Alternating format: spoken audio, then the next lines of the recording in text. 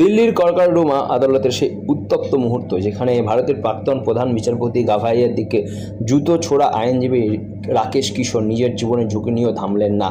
বয়স তার অনেক শরীরে আঘাতের চিহ্ন স্পষ্ট, তবু কণ্ঠে কোনো কম্পন নেই। আদালতের নিরাপত্তা ঘিরে ফেলেছে, ধাক্কাধাক্কি, হামলা, ধুলো ধাক্কায় দম বন্ধ হয়ে আসছে, কিন্তু এই বৃদ্ধ সনাতনী যোদ্ধা দাঁত চেপে একটাই স্লোগান ছড়িয়ে যাচ্ছে, সনাতন ধর্মের জয় হোক।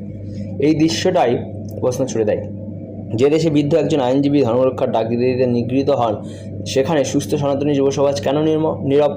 যে ব্যক্তি বয়স্কও পরাজিত করে ধর্মের মর্যাদা রক্ষা আদালতের ভিতর দাঁড়িয়ে গর্জে উঠতে পারেন, সেখানে সোফায় বসে পোস্ট, লাইক, কমেন্টে সীমাবদ্ধ থাকা কি আমাদের লজ্জার নয়? এটা শুধু একজন রাকেশ কিশোরের গল্প নয়, এটা সনাতন স্পন্দন, সহ্যের সীমা ও মেরুদণ্ডের ঘোষণা। যদি একজন বয়স্ক আইনজীবী আক্রমণের মাঝেও দাঁড়িয়ে স্লোগান তুলতে পারে, তবে কোটি কোটি সনাতনী আজ কেন নিঃশব্দ দর্শক?